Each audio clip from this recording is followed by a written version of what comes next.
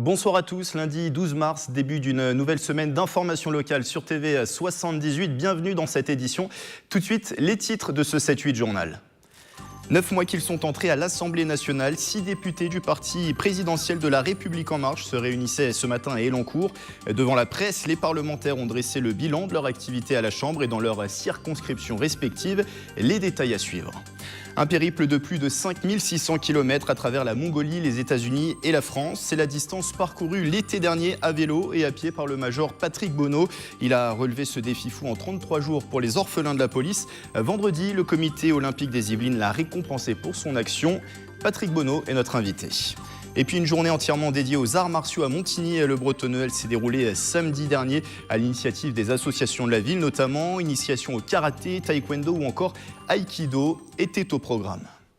Autre invité de ce journal, Mathilde Androuet, secrétaire départementale du Front National des Yvelines. Elle viendra parler avec nous du congrès de refondation qui se tenait à Lille ce week-end, où a été notamment évoqué le changement de nom pour le parti. C'est à suivre. Une aide de 12 millions d'euros sur 3 ans, soutien financier de la région Île-de-France au parc naturel régional de la Haute-Vallée de Chevreuse. Un contrat triennal sur la période 2018-2020. Il a été signé à Chevreuse samedi en partenariat avec l'État. C'était en présence, vous le voyez, de la présidente de la région Valérie Pécresse. Le coup de pouce au territoire de 51 communes va concerner plusieurs domaines. La sauvegarde des commerces de proximité, le développement des énergies renouvelables, la valorisation du patrimoine ou encore l'agriculture locale. Écoutez ces réactions collectées au micro de Mélanie Poquet. C'est tout à fait déterminant. Le conseil régional, c'est à peu près la moitié du financement total du parc. Et donc, pour nous, c'est le partenaire numéro 1. Et donc, le fait que la région s'engage à nouveau dans un contrat sur plusieurs années, c'est pour nous à la fois une sécurité financière et surtout, ça nous donne de la visibilité sur les politiques que nous voulons mener à long terme. Ça permettra d'avoir des procédures beaucoup plus rapides. Ça permettra aussi de développer une vraie ambition régionale sur les parcs qui sont les laboratoires en matière d'énergie renouvelable, en matière de circuits de cours agricoles, en matière d'éco-construction et d'éco-urbanisme, en matière de transport propre. Bref, les parcs vont devenir nos laboratoires pour qu'on puisse vivre à la campagne près de Paris. Je vous en parlais dans les titres. 6 députés de La République En Marche ont tenu une conférence de presse ce lundi matin à Elancourt. L'occasion pour eux de faire un point sur leur activité à l'Assemblée nationale et dans leur circonscription. Ils ont notamment évoqué les questions de sécurité avec le dispositif de la police de sécurité du quotidien. Les précisions de Nicolas Dandry. 9 mois à l'Assemblée nationale et les réformes s'enchaînent pour les députés yvelinois de La République En Marche. C'est le cas de la police de sécurité du quotidien, avec Trappes reconnu comme territoire de reconquête républicaine par le ministre de l'Intérieur. Le commissariat de la ville va accueillir entre 15 et 30 policiers supplémentaires. Pour le moment, effectivement, nous réfléchissons encore sur la façon dont ils vont intervenir, mais l'idée première du déploiement de ces forces-là, c'est de rétablir un lien entre la police et la population. Dans les Yvelines concrètement, notamment dans les territoires ruraux, on va avoir ce qu'on appelle un groupe de contact de la gendarmerie à Montfort-l'Amaury, donc au cœur du sud des Yvelines, de manière à renforcer le lien de proximité qui existe entre nos gendarmes et la population via des moyens supplémentaires. Autre point abordé, les emplois francs. Objectif, favoriser l'embauche de personnes issues de quartiers populaires et lutter contre la discrimination à l'embauche. Un dispositif expérimenté dans le Val d'Oise notamment et qui pourrait être étendu jusqu'à Saint-Quentin en Yvelines. Nous sommes en train de travailler avec le préfet d'Île-de-France, le préfet des Yvelines est d'ailleurs au courant de cette expérimentation, pour voir comment des associations, par exemple comme FAS 78, qui déjà font un travail extrêmement important de mise en relation entre les entreprises et les jeunes issus des quartiers, ou qui n'ont pas de réseau tout simplement, qui n'ont pas un réseau professionnel étendu, pour industrialiser ce dispositif, couvrir beaucoup plus de jeunes à l'échelle de l'ensemble de 50 ans en Yvelines. Donc on y verra clair d'ici quelques semaines sur le dispositif précis. Les députés La République En Marche des Yvelines seront aussi engagés sur d'autres dossiers, la loi asile-immigration ou encore la réforme constitutionnelle. On continue de parler politique avec une invitée qui m'a rejoint en plateau, Mathilde Androuet, bonsoir. Bonsoir. Vous êtes la secrétaire départementale du Front National des Yvelines. Alors votre parti tenait ce week-end à Lille son congrès de refondation, volonté exprimée, on va en parler dans un instant, c'est changer le nom du Front National. Déjà une réaction peut-être sur le sujet que l'on vient de voir, les députés La République En Marche qui ont dressé ce matin leur bilan. Quel regard vous portez sur ces 9 premiers mois des députés yvelinois à l'Assemblée nationale? Une volonté était affichée au moment de leur élection, réformer les pratiques politiques. Est-ce que le défi est relevé, selon vous? Non, pas du tout, parce qu'a priori, justement, notamment sur l'honnêteté, nos députés, je crois que le fait d'avoir un casier judiciaire vierge ne fait plus partie des conditions, justement, pour être éligible. Par ailleurs, les députés La République En Marche, je pense que c'est bien de garder d'ailleurs cette appellation les députés, parce qu'aucune personnalité ne sort... si ce n'est vraiment pour être dans le suivisme total derrière le gouvernement, et même ce gouvernement lui-même suiviste derrière Macron. Donc on a rarement vu un gouvernement qui promettait autant d'ordonnances, autant de négation des députés. Donc ils n'ont des députés que le titre, mais certainement pas l'exercice, à mon avis. Alors vous êtes venu pour parler de votre parti, le Front National, qui se réunissait donc ce week-end en congrès à Lille. Le parti va changer de nom, c'est la principale information à retenir. Marine Le Pen qui a été aussi réélue pour un 3e mandat à la tête du Front National à l'unanimité. C'est une bonne décision, selon vous, de conserver Marine Le Pen à la barre du Front National, ou finalement, oui, on peut le rappeler, après un second tour de la présidentielle ratée, est-ce que c'était une bonne décision quand même à prendre de confirmer Marine Le Pen? Un second tour raté, mais en même temps qui n'avait jamais rassemblé autant de personnes derrière la bannière du Front National et derrière Marine Le Pen. Je pense qu'au contraire, Marine Le Pen est la personne qui a fait vraiment faire un bond au Front National. Maintenant, le tout est vraiment de faire une réussite, de transformer le Front National, qui était parti d'opposition, en désormais un parti de gouvernement. Et je pense que ce nom, c'est plus que de la cosmétique. En fait, c'est plus qu'un nom. C'est vraiment avoir le mot de rassemblement est intéressant, parce que je pense qu'il donne autant l'état d'esprit dans lequel se trouve Marine Le Pen et même l'ensemble des personnes qui animent son parti, dont même moi. Et aussi ça donne beaucoup de choses aussi sur l'évolution structurelle qu'on veut avoir au sein du parti. Ce changement de nom, on en reparle dans un instant. Une décision prise également avec le vote des nouveaux statuts du parti, c'est la suppression de la fonction de président d'honneur. Jean-Marie Le Pen n'est donc plus le président d'honneur du mouvement qu'il a fondé. C'est un choix qui met fin, selon vous, à la guerre intestine au sein du parti, ou au contraire, ça ne risque pas au contraire de scinder les partisans pro-Jean-Marie Le Pen et pro-Marine Le Pen? Il faut savoir qu'avec l'arrivée de Marine Le Pen, les adhérents étaient à 80% des nouveaux adhérents. Donc clairement, en fait, cette histoire de Jean-Marie Le Pen appartient au passé. D'accord.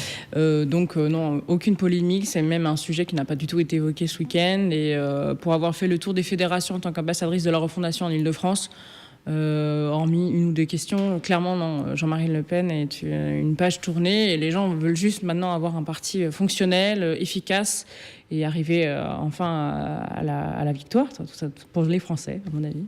Donc information centrale de ce congrès, la volonté affichée de changer de nom. Le Front National devrait devenir le Rassemblement National. Le choix sera soumis au vote des militants par correspondance. Donner un nouveau nom au Front National, c'était primordial, oui, pour insuffler peut-être un nouveau souffle au mouvement. Exactement, comme je vous disais, voilà, ça dénote autant notre état d'esprit en ce moment, comme le fond qu'on veut donner vraiment à ce parti. Ce parti, c'est un parti de gouvernement. Donc un parti qui a réfléchi sur la manière de se structurer, aussi bien au niveau sur les questions européennes. Enfin, oui. En ce moment, il y a un grand travail de rédaction des traités, de réflexion sur la diplomatie pour enfin construire l'Union des nations européennes. Et on est à un an des élections européennes, ce qui sera, j'imagine, un objectif évidemment, et central. ça sera un projet qu'on portera dans un an, et peut-être un peu moins, parce que la campagne commencera certainement plus tôt. Mais, et aussi... voilà, le but du jeu étant de s'organiser sur le fond, la forme, le fonctionnement.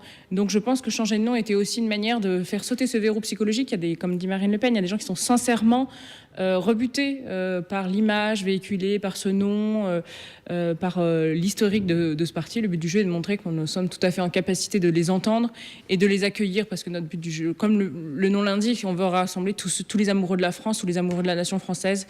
Et donc, non, je trouve que c'est une bonne phase que nous amorçons là en ce moment. Et justement, Rassemblement national, est-ce que ça ouvre la voie à droite à des alliances, peut-être une nouvelle fois avec Nicolas Dupont-Aignan, comme ça s'est passé pendant l'élection présidentielle, le parti Debout la France de Nicolas Dupont-Aignan, ou peut-être même le parti Les Républicains? On sait qu'un ancien ministre, Thierry Mariani, est lui favorable à une alliance avec le Front National. Ça ouvre aussi la voie à des alliances à droite? Oui, évidemment, parce que c'est l'objectif.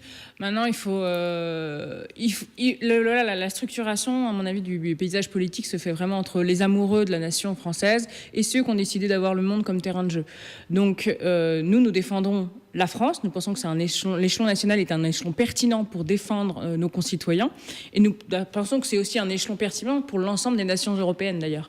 Et donc, il fallait juste s'organiser comme tel et maintenant balayer un peu ce système de partis qui, d'ailleurs, a été partiellement balayé par l'arrivée de M. Macron, qui a clarifié en même temps le jeu entre les nationaux, ceux qui défendent la nation, et les mondialistes qui sont pour un déracinement total et global à tous les niveaux, social, à l'échelle du travail, même de notre quotidien, ou des migrations qui finalement nous déstabilisent énormément sur de nombreux plans. Ce sera ma dernière question. Je rappelle que vous êtes à la tête du Front National des Yvelines. Changer de nom, est-ce qu'au niveau local, ça change concrètement les choses ou pas du tout? Alors l'appellation maintenant du responsable départemental est délégué départemental, et je trouve ça intéressant parce que c'est bien la preuve qu'il y a une grande confiance aussi sur les personnes de terrain. On était présents tous derrière Marine Le Pen lors de son discours hier, et on a vraiment délégation de politique, structure, aussi sur le niveau de la structure, aussi bien que sur le fond, sur l'idéologie. Donc je pense que c'est vraiment nous faire confiance, et l'échelon local devient vraiment très très important pour Marine Le Pen. Merci Baltine Drouet d'avoir été avec nous. Donc déléguée départementale et non plus secrétaire départementale du Front National des Yvelines. Merci d'avoir été avec nous. Merci, bonne soirée. C'est une idée théorisée par un sociologue américain dans les années 1930. La méthode Alinsky vise à mobiliser les populations des quartiers populaires en unissant donc les populations, en unissant la colère de ces populations. Une méthode que souhaite appliquer la France Insoumise dans le quartier Castiglione del Lago à Trappes. Samedi, quelques militants ont rencontré des habitants pour appuyer leur démarche. Ces derniers sont en conflit depuis plusieurs années avec le bailleur social Efidis. Les appartements ne seraient pas assez chauffés l'hiver à cause d'une mauvaise isolation. Une pétition signée par tous les résidents a été remise au bailleur. Les habitants du quartier sont sur le point de créer un collectif pour peser face à Efidis. On referme cette page politique avec une réunion publique organisée vendredi par le mouvement Génération. Le mouvement de Benoît Hamon, créé il y a 8 mois, a convié soutiens et curieux au Clé-sous-Bois. Un rassemblement autour de l'actualité sur le thème migratoire. Un projet de loi a été présenté fin février par le gouvernement. Il est fortement critiqué à gauche pour son volet trop répressif. Explication avec Nicolas Dandry et Nicolas Kyrilovitz. Dans les Yvelines, le mouvement Génération est en territoire connu, mais loin d'être conquis. Ancienne terre d'élection de Benoît Hamon, le mouvement cherche à s'implanter, et pour y parvenir, il faut d'abord séduire des électeurs de gauche, encore sonnés après la suite des défaites électorales. Quel regard vous portez justement sur ce mouvement naissant ? Je ne le connais pas trop. Alors justement, je vais peut-être en savoir plus ce soir. Je militerai pour un rassemblement des gauches, en fait. La gauche est très dispersée. Si je peux œuvrer dans ce domaine, c'est mon vœu. Marqueur emblématique pour la gauche, le mouvement Génération avait choisi d'évoquer ce soir-là la thématique migratoire. Un sujet où les différences avec le gouvernement sont nombreuses et faciles à trouver. Une des vocations du mouvement Génération, c'est d'apporter un regard différent sur la manière dont on doit être bienveillant auprès de nos concitoyens, qu'ils soient migrants ou pas par ailleurs. Invité de cette réunion publique, le maire de Grande-Synthe dans le Nord est venu témoigner de son expérience. Je pense qu'il faut rétablir des chiffres, il faut rétablir des réalités. Et ce que j'ai vécu à Grande-Synthe en accueillant 2500 exilés sur le territoire de la ville, en ouvrant un camp pour 1300 d'entre eux, montre que c'est possible de le faire. Et donc on dédramatise, on fait tomber tous les fantasmes qu'il y a autour de cet accueil des réfugiés. Le projet de loi Asile et Immigration sera débattu en avril à l'Assemblée nationale. C'est alors la France Insoumise qui devrait porter la voix de l'opposition dans l'hémicycle. 5633 km réalisés à vélo et en course à pied en 33 jours. Un défi fou au profit des enfants orphelins de la police, relevé par le major Patrick Bonneau qui est avec nous en plateau. Bonsoir. Oui, bonsoir. Vous êtes policier au commissariat de Plaisir. Alors ce défi fou, vous l'avez conclu en France en passant par la Mongolie, les États-Unis, et c'était l'été dernier. Vendredi, le comité olympique et sportif des Yvelines vous a remis un éclat olympique pour cette action. C'était donc à l'hôtel de ville de Versailles. Première question, pourquoi se lancer dans cette aventure? Pourquoi finalement aider ces enfants de vos collègues disparus? Au départ, c'était parti sur un défi sportif. Donc, j'ai eu connaissance qu'il y avait une course de 333 km dans le désert de Gobi qui avait lieu. Donc, j'avais envie de la faire parce que je vais déjà participer à des courses dans plusieurs déserts différents. Donc, je voulais découvrir le désert de Gobi et j'ai voulu enchaîner. Et pendant mon entraînement, un jour en vélo, j'ai pensé à tous les collègues qui étaient victimes un petit peu de ce qu'on vit, de ce qu'on est au courant, mais également d'accidents pendant le service et qui laissaient des orphelins. Et je me suis mis à pleurer sur mon vélo. Je me suis dit, je ne peux pas faire ça pour moi tout seul, simplement pour le défi. Il faut que mes coups de pédale et mes pas soient utiles. Donc j'ai lancé une collecte via Facebook pour récolter des dons pour les orphelins de la police nationale. Justement, j'allais vous demander 1 800 € collectés au total pendant ce défi. Ça a été récolté via une collecte sur Facebook, c'est ça? Alors, l'information est passée sur Facebook et les chèques arrivaient directement au commissariat à l'ordre de l'orphelinat et on a récolté donc 1 800 €, oui. Alors un périple de 33 jours qui a été très difficile, on va en parler dans un instant. Comment ça s'est préparé? Vous l'avez dit, vous êtes un sportif dans l'âme, mais comment préparer un périple d'autant de kilomètres finalement? Déjà, c'est aller au boulot en vélo, donc c'est 25 km de vélo aller, 25 km retour. Depuis le Perret en Yvelines, c'est ça? Oui, près du Perret en Yvelines. D'accord. Et pour aller au commissariat de Plaisir. Et puis le midi, c'est course à pied ou vélo. Donc voilà, c'est 6 à 7 jours de sport par jour. Le week-end par semaine, pardon. Le week-end, c'était des sorties de vélo de 150-200 km. D'accord. Et puis surtout la volonté, quoi. La volonté d'aller au bout. Et avant tout, il fallait vraiment que je prenne mes billets d'avion pour être sûr de partir. Parce qu'il y a plein de doutes qui se greffent pendant la préparation. Donc une fois qu'on a les billets d'avion, après on fait plus demi-tour. Alors vous en avez dit 2 mots, vous avez choisi la Mongolie pour cette course dans le désert de Gobi. Les États-Unis, pourquoi? C'était un rêve également. C'était en fin de compte des courses c'était 333 km et des courses de cette distance-là, j'en avais déjà fait. Donc pour moi, c'était pas vraiment relever un défi. Donc il fallait que je fasse autre chose. Et je me suis dit, plutôt que de revenir vers l'ouest en partant de Mongolie, je vais partir vers l'est et puis je vais aller à Los Angeles.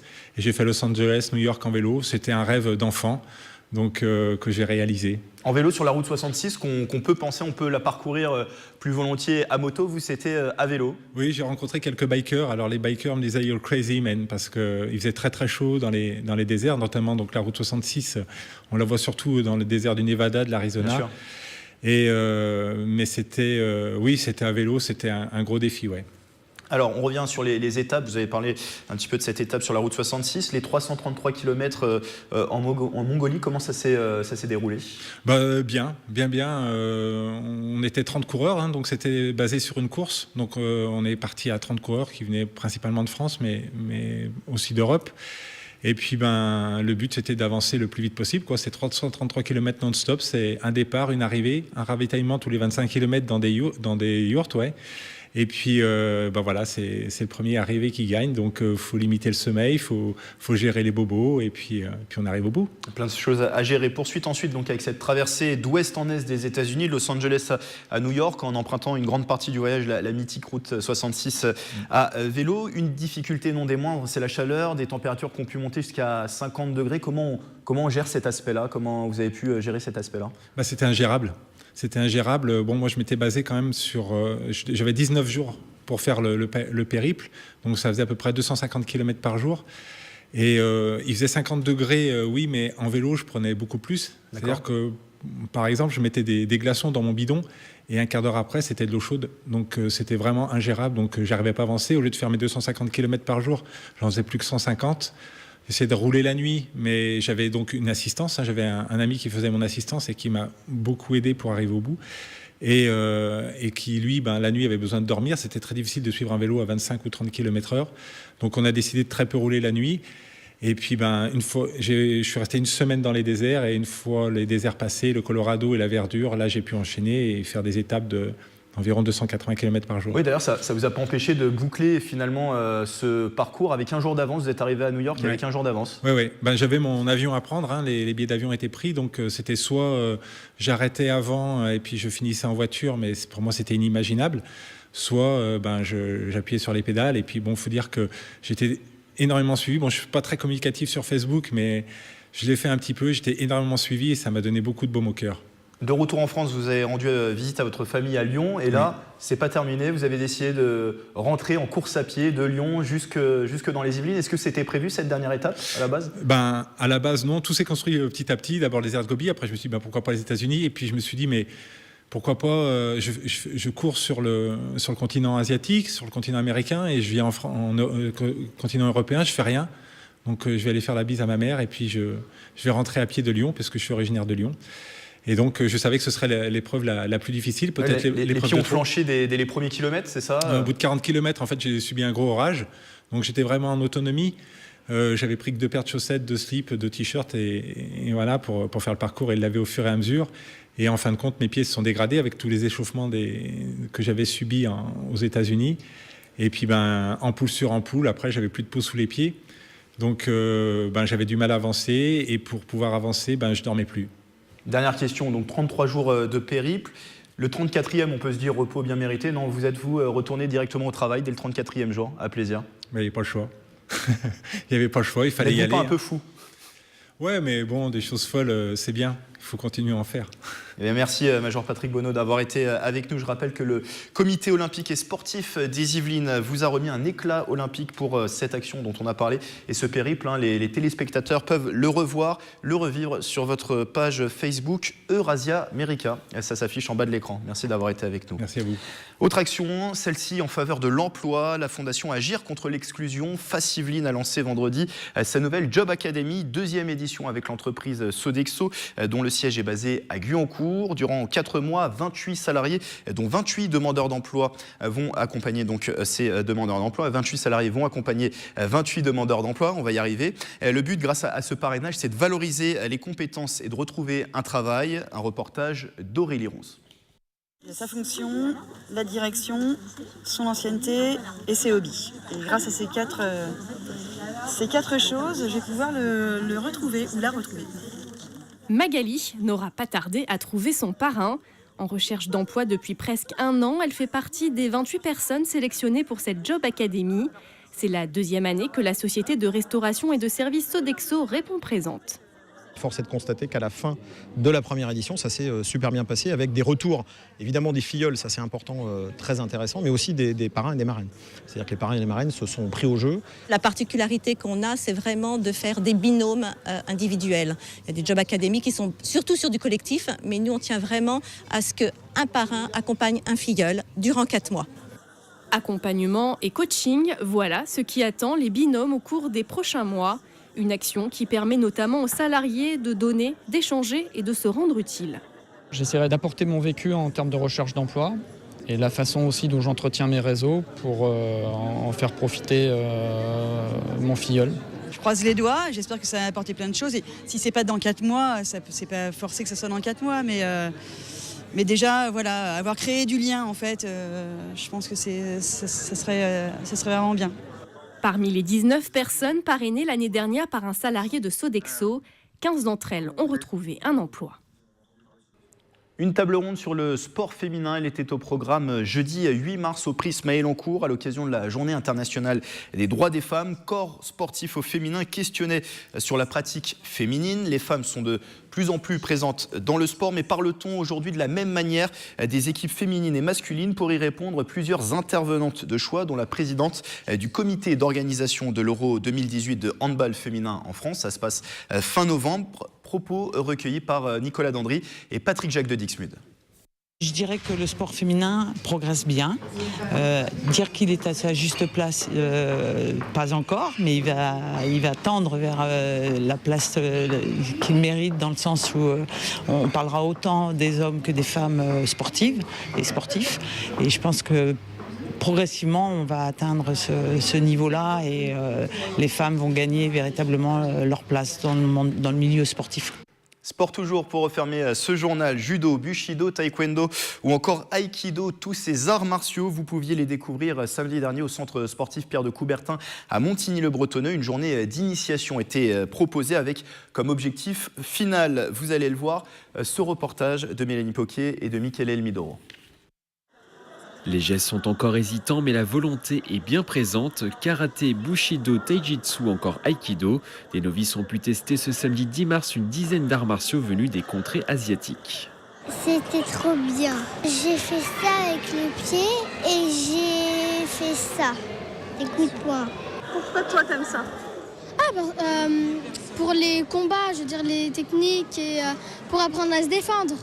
Avec les enfants, les adultes se sont également prêtés au jeu. Fais le tour, passe en tour et continue. Ils ont appris pendant cette journée à esquiver, à contrer ou à maîtriser des techniques avec l'aide des clubs locaux.